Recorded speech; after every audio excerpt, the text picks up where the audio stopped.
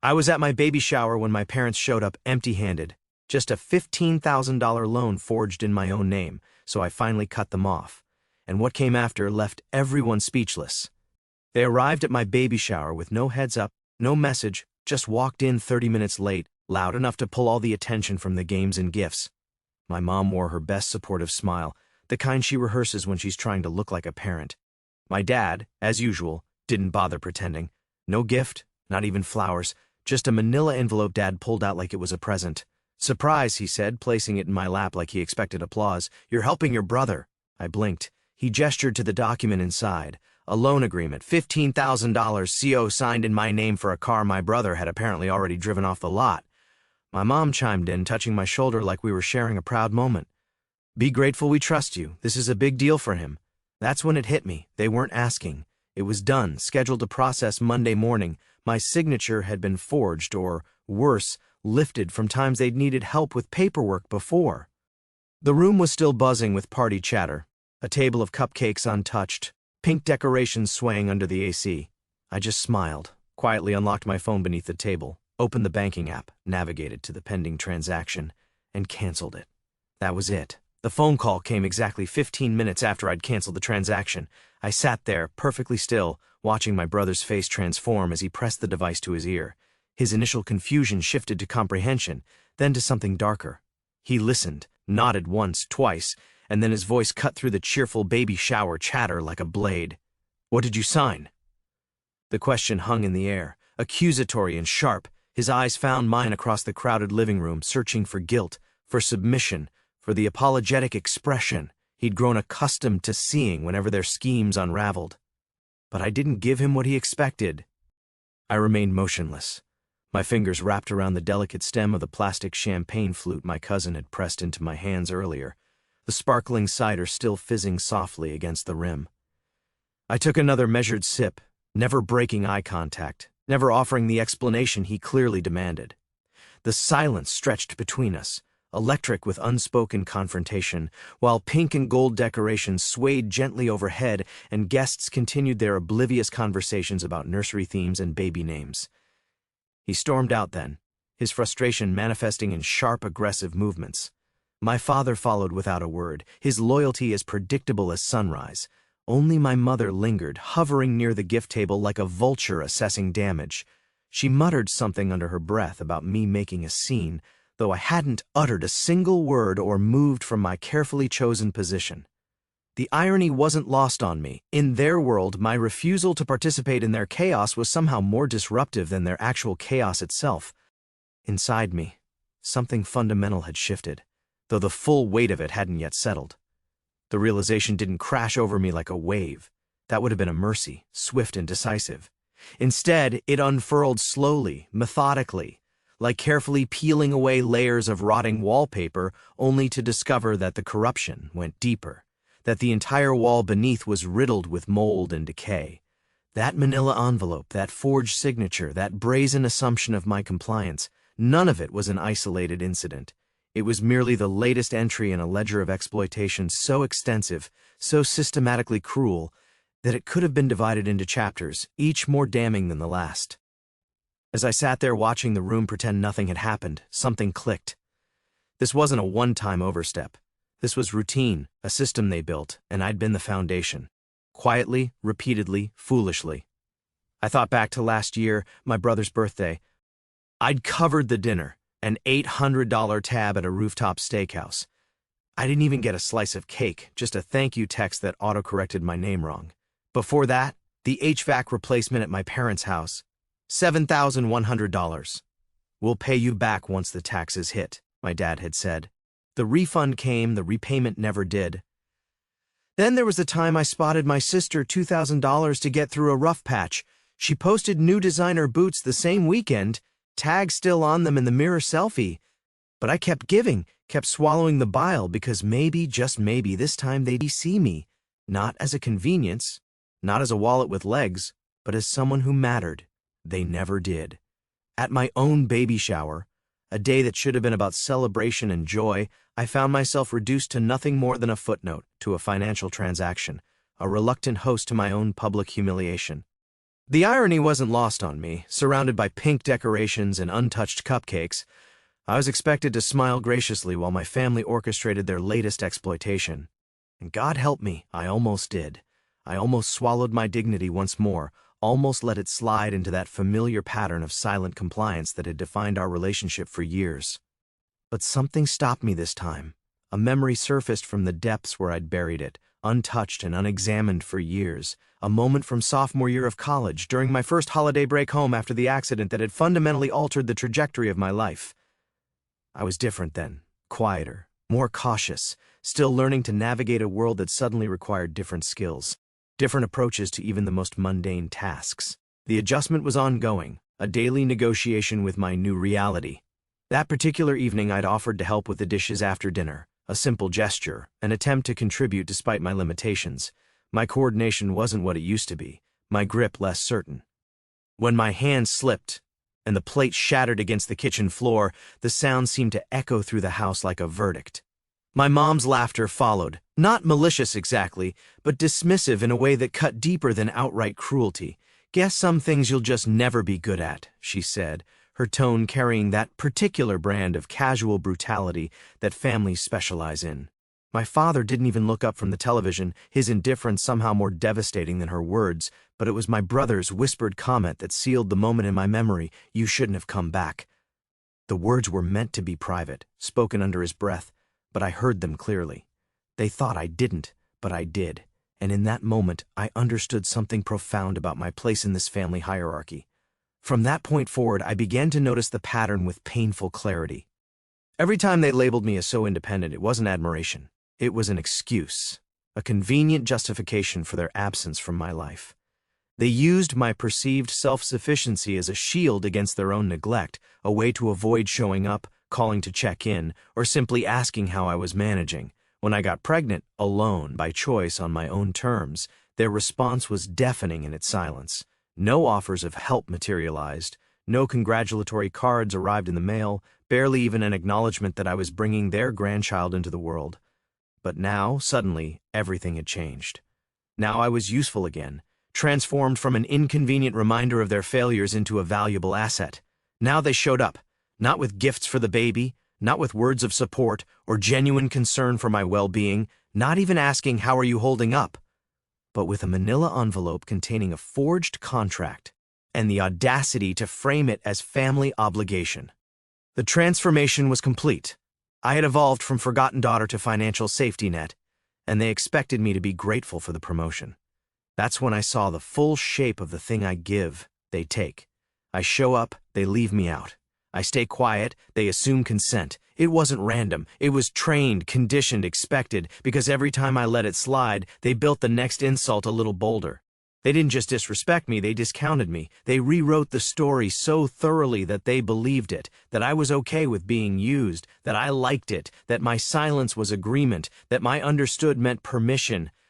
But I wasn't the helper anymore. I was the product, the infrastructure, the financial institution backing their bad decisions. And the worst part?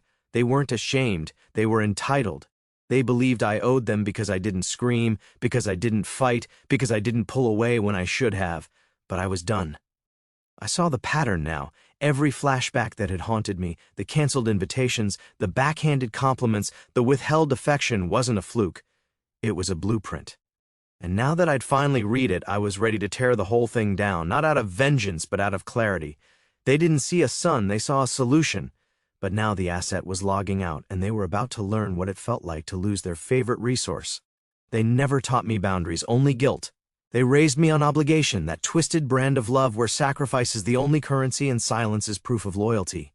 But they forgot to teach me what happens when that currency burns out, when the silent one finally starts moving. I moved fast.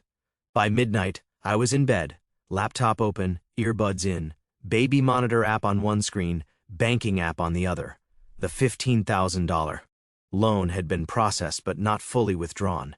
They used a shared savings account to legitimize the transaction, an old joint account I'd set up when Dad was between jobs. I left it open out of habit, their habit of needing help. Big mistake. First step, I froze the account. Second step, I called the credit union, reported the transaction as unauthorized. I knew the system worked in systems. I had receipts, timestamps, logins. My name on the account gave me full rights to dispute. By morning, the loan was locked for review. Then came the real cleanup. I opened the financial audit I'd started months ago, a private document titled Fail-Safe, a running log of every dollar I'd funneled to my family in the past 5 years, rent covers, bailouts, phone bills, health premiums, car repairs, mortgage overages, totaling $117,000, not even including the wedding gifts, holiday, trips, or emergencies that always seem to happen on 3-day weekends. I started shutting things down like levers in a control room. The car insurance, 6 people under one group policy, mine. I removed them all, let them get their own coverage at their own risk levels. My brother would be the first to notice when the DMV flagged his expired proof. The streaming accounts? Everyone gone. Netflix, Hulu, Disney+, Spotify, family. Years of piggybacking off my subscriptions, I deactivated every shared profile, even the one my dad cheekily named Family CEO. The cloud storage, my mother's entire digital photo archive, was hosted under my drive. Thousands of baby photos, scanned albums, the folder labeled memories. I didn't delete it, I just downloaded it and moved it offline, left her a note, available on request, respectfully. The security system I'd installed myself, their smart locks, alarms, thermostat, all wired to my business dashboard. Within minutes, I removed admin access and replaced their control app with a default prompt, "Please contact your system provider. Let them call customer support." And then the kill switch, the trust. 3 years ago, I'd started a legal trust for my child, future-oriented, bulletproof. What my family didn't know was that I'd quietly included them as contingent beneficiaries, not out of love, out of obligation, just in case, I told myself. That morning, I rewrote the trust, removed every one of them, my mother, my father, my brother. Their names vanished with the click of a key. I wasn't their legacy, I was their fallback. Not anymore. At 10:37 a.m., I got the first message from my dad. "Hey, bank saying something about the loan. You fix that." No punctuation, no apology, just assumption. At 11:02, my mom followed up. "They need your signature again. Honey, don't be difficult." That word again, difficult, the crime of having boundaries. I didn't reply. Instead, I logged into the auto loan system, submitted a fraud report, uploaded a scanned statement, annotated in red, arrow to the forged signature, caption, "Never signed, never agreed." Under review. At 1:26 p.m., my brother finally called, didn't leave a voicemail, just sent a text 5 minutes later. "What did you do?" I muted the thread. Then I opened my personal document vault. One by one, I exported copies of every agreement I'd ever co-signed, supported, or backed. Legal proof, just in case. I wasn't cutting ties, I was keeping records. Let them explain to a judge why they forged a signature on a financial document tied to a newborn's future. By nightfall, I'd reassigned all access rights to my baby's emergency fund, moved our healthcare proxy to my lawyer, and rerouted every tech service in their home to a third-party vendor. They'd always said I was so organized, like it was a hobby. No, it was self-defense. And now it was offense. The house of cards they built on my silence, collapse was inevitable. I just removed the last pillar. The best part? I still hadn't said a word to them. No speech, no fight, no drama. Just one quiet message to the loan officer handling the review. "If they contact me directly, please escalate." By 9 p.m., my mom called again, then my dad, then my brother. I didn't answer because this wasn't the conversation phase. This was the consequence phase. I didn't expect an apology. I expected noise. And that's exactly what I got. It started with the group chat they hadn't used since Grandma's funeral, suddenly reactivated like it was a family lifeline instead of a landmine. My mother opened the thread, "We need to talk. This has gone too far." No subject, no salutation, just panic in Times New Roman. My father followed, "You've embarrassed us." That loan was a gesture of trust, not betrayal. Then my brother, barely trying to contain his rage, "You made things worse for me. You should probably look into this before it escalates." They weren't ashamed of what they did. They were frustrated that things didn't go as expected. The messages came in floods, voice notes, screenshots, warnings, accusations. I watched it all in silence, standing in my kitchen, bottle feeding my daughter while they melted down on screen. They thought I'd reply, they thought I'd cave. Instead, I took a screenshot of every message, every accusation, and forwarded them to my attorney. No commentary, just as discussed. Here's documentation. An hour later, they switched tactics. Phase 2, pity parade. My mom started sending sad photos, her crying, A blurry pic of my dad holding his head in his hands, a snapshot of a casserole on the stove with a caption, "We made your favorite, please come over." They really thought baked pasta could erase fraud. Then came the messages disguised as confession. "We were just trying to help your brother. He's going through a lot. You've always been the stable one. We counted on that. Why can't you just understand how hard it is for us?" But none of it was about what they did, it was about how I responded. Because in their minds, the real betrayal wasn't the unauthorized use of my signature, it was my silence. My refusal to engage broke them in ways no shouting ever could. They prepared for a fight, they weren't ready for absence. And that's when phase 3 hit. They struggled when others started asking questions. I heard from a coworker first. He forwarded me a message his wife had received from my cousin, who'd clearly been briefed by my mother. "Just so you're aware, there's been some troubling behavior in the family. Anna has been acting out, legal stuff. We're concerned." My coworker included a note, "Dude, is everything okay?" I smiled, sent him the full screenshot of the forged loan document, followed by a copy of the dispute case. He replied 30 seconds later, "Never mind, they're insane." But the campaign didn't stop there. They hit Facebook next. A vague post on my mom's page, sometimes the ones you give the most to, end up turning their backs the hardest. We tried.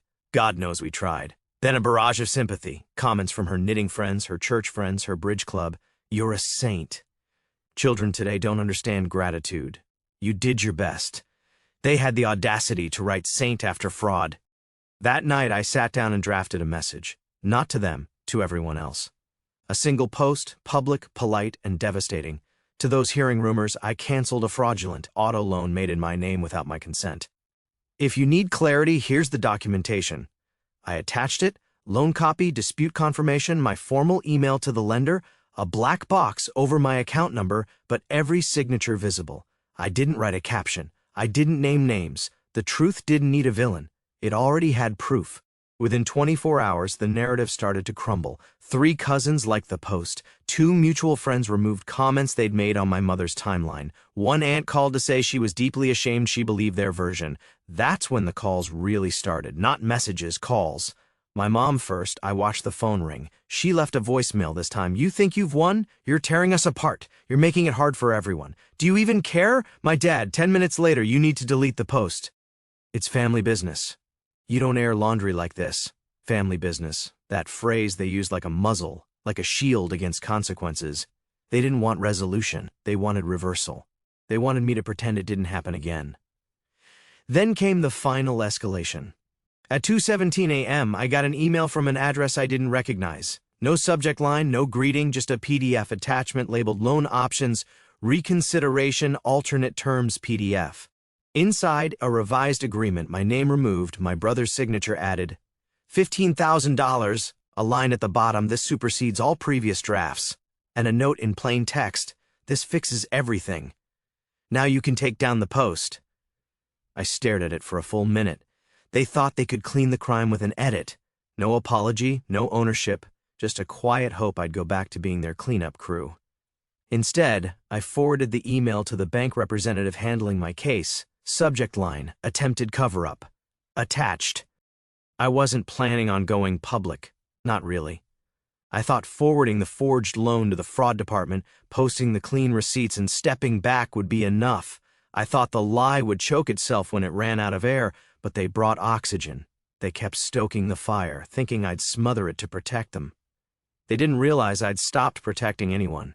It wasn't rage, it wasn't revenge, it was clarity. For years I kept things quiet. This time I chose honesty over curated Instagram posts and whispered family narratives of "he's difficult and he never lets things go." For years I let it stand, even helped them polish the windows. But not anymore. It started small. A quiet email to the HR rep at the dealership where my brother worked. "Hi, I believe a financial document tied to a company loan was forged. The attached PDF includes signatures not authorized by the name listed. I'm submitting this to the lender as fraud, but wanted to alert you as well." No commentary, just facts. Then I sent another email, this time to a client of mine, an account my father once referred to me, whose small firm still ran software under my company's legacy license. "Just so you're aware, my family may be attempting to leverage my reputation or name for credit or access. Please direct any requests independently, and don't assume association. No bitterness, just clean detachment. Within a week, I got the first call back from the dealership. The manager didn't say much, just asked if I could confirm the date I received the forged document and whether I had a formal dispute in place. I said yes, sent the full timeline. 3 days later, my brother was placed on administrative leave. Not fired yet, but the mask had cracked. They thought I wouldn't go this far. That was their mistake because I wasn't going anywhere. They came to me with pressure, emotional manipulation, and false promises, so I responded, not with rage, with receipts. I took every message, every voicemail, every passive-aggressive post, and archived it, dated, indexed, sorted. Then I launched a private blog. Not viral, not dramatic, just a clean, chronological recounting titled What Really Happened, a family story in documents. Each post was brief. Entry 1, the baby shower, $15,000 auto loan surprise. Entry 2, forged signature, timeline of events. Entry 3, group text meltdown, screenshots and analysis. Entry 4, the cover-up email. No rage, no commentary, just facts and PDFs. I didn't even share the link, but someone found it because within a week I started getting messages. Quiet ones from extended family, from old teachers, from friends of friends, from a girl I hadn't spoken to since high school who messaged, "Just read your blog." I had no idea. Respect. That word, respect. Something my own parents never learned to give without conditions. Then came the tipping point. The blog link somehow landed in my mom's church group chat. "I know this because she left me a voicemail I'll never delete." Her voice was shaking. "Not with sadness, with panic. You need to take it down. People are asking questions. Your uncle called us last night. He said we're a disgrace. What have you done?" I hadn't done anything, just shown the receipts. But for people like them, truth is exposure, and exposure is war. Because in their world, image is everything. They could handle dysfunction, so long as it was private. They could handle pain so long as it was packaged. But this was naked, and they were terrified. My dad didn't call. He sent an email, one line, "I hope you realize you've pushed this family to the edge." I stared at it for a long time, then replied, "I didn't start the fire. I didn't ruin the image. I just stopped covering it." And then I posted that too. Entry 5, the final post. Because that's all it took. I didn't scream, didn't curse, didn't beg, I didn't fight them. I just shared the facts, and they couldn't look at it without recoiling, because the truth wasn't violent. It was inconvenient. And for people who built their lives on curated deception, that was enough to destroy them. They came on a Sunday morning, uninvited, unannounced, just stood on my porch like nothing had happened. My mom wore that forced smile she reserves for manipulation disguised as concern. My dad stayed behind her, arms crossed, like backup she didn't ask for but knew she'd need. I didn't open the door, just stepped outside and waited. "We want to talk," she started. "You've made your point. Now let us make ours." I said nothing. "You've gone too far," she added. "This has hurt everyone. Some things are better handled privately." My father cut in. "You don't destroy your family over one mistake." That word again, mistake. Forgery, lies, manipulation, but to them just a hiccup. Then came the truth. "We need you," she said. "The loan's frozen. Your brother's gone. We're drowning. Not we miss you, not we're sorry, just we need you." I looked at both of them and finally spoke. "You didn't lose a system. You lost a son. You brought a forged contract to my baby shower and called it trust. You built this family on guilt and silence, and I lived in it until now. But I have a daughter, and she will never learn that kind of love." My mother's eyes welled up. "So that's it? You're cutting us off?" I nodded. "You didn't lose dinner. You lost me." I handed her the welcome mat she'd once gifted me. Cheap metaphor, but fitting. Then I turned and walked inside. No slamming doors, no final blow, just silence. And this time, it wasn't mine to carry. It was theirs.